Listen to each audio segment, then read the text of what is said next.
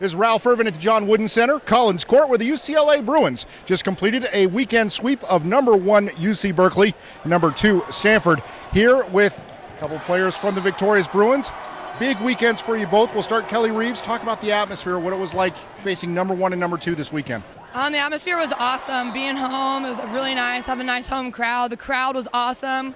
Credit to them. They came out here and helped us win these matches. And both Stanford and Cal, they're really great teams. And tonight, or this weekend, it just went our way. So it was awesome for us. And Lauren Van Orden, you're setting to a lot of players that can put the ball away. It must be just like a feast for you to who do I want to feed because I know they're going to be successful.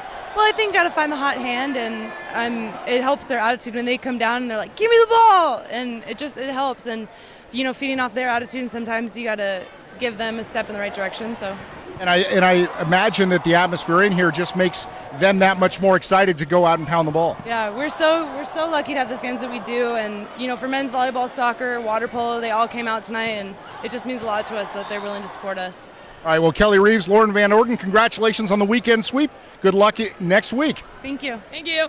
We go from the two players to the UCLA head volleyball coach, Michael Seeley. And Coach, playing number 1, number 2 back-to-back, and you come out with wins on the weekend.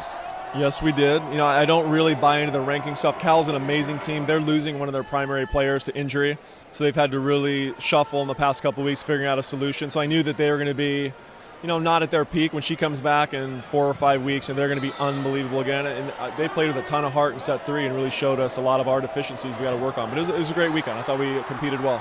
Now I go back 2 weeks. Now I look at this weekend. You're talking about 3 very good teams in Southern Cal, UC Berkeley, and now Stanford. And you've been able to put on a show, really offensive machine work against them. What are you thinking about your team right now? When we struggled tonight, it was a passing breakdown. Last night, you pass on a 3-point scale, and a great passing night is about 2.3 or 2.4. And last night against Stanford, we passed it at 2.85. Which is off the charts ridiculous. I don't know if it's ever been done before, and we were just able to stay in our offense the whole time. And now the question is, can you keep this team playing at this high level going next week on the road to new Pac-12 foes in Utah and Colorado? Yeah, those are going to be tough matches. There's a lot of, it's a tough travel weekend. You're going to 2 brand new places. Luckily, there's a football game in Utah on Saturday, so we get to play Friday, Sunday. If that's not the case, a lot of these teams are going to those 2 schools and traveling day of to go play the second opponent. That's going to be really hard on a lot of schools.